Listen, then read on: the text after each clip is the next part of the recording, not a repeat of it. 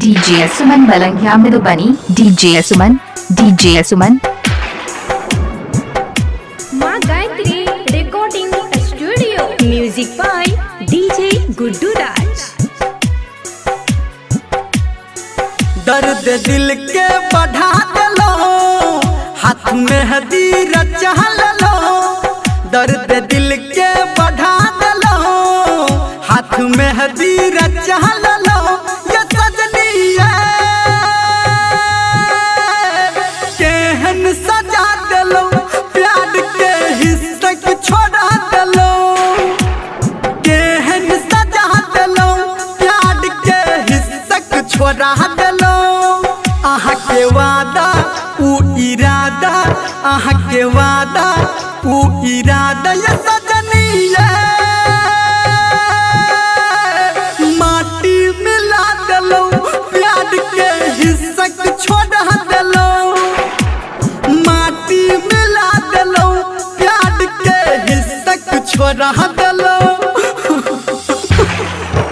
DJ Suman Malangiya Madhubani DJ सुमन mobile number 88 82 45 23 08 है।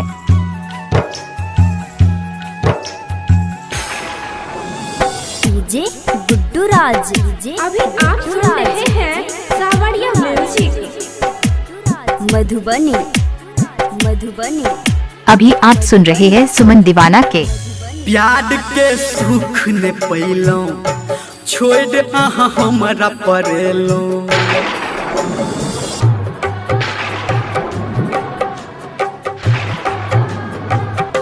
प्यार के सुख ने पैलो, छोड़ आहा हमरा परेलो। ई काटब कोना उमरिया, आहा तो दुख द गेलो। मिलल रतिया ऊ बतिया, मिलल रतिया ऊ बतिया। ये सजनिया माटी मिला दलो, प्यार के हिस्सा को छोड़ा दलो। माटी मिला दलो, प्यार के हिस्सा को छोड़ा दलो। डीजे सुमन मलंगिया मधुबनी डीजे सुमन गुड्डू राज। अभी आप सुन रहे हैं सुमन दीवाना के खाए अजीतपुर रोड दुर्गा स्थान मलंगिया। प्यार हम फेर न करब, अहाँ के याद में जोड़ब।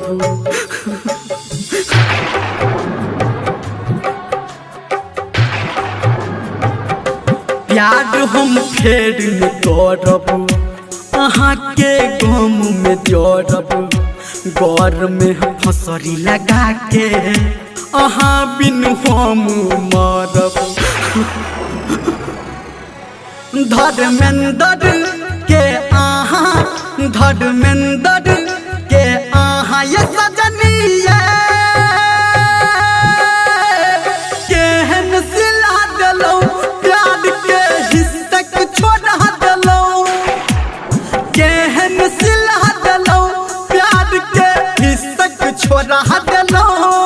दर्द दिल के बढ़ा दलो, हाथ में हदीर चहल लो। ये सजनिया केहन सिला दलो, प्यार के हिस्सा को छोड़ा दलो। केहन सिला दलो, प्यार के। DJ Suman Malangiya Madhubani DJ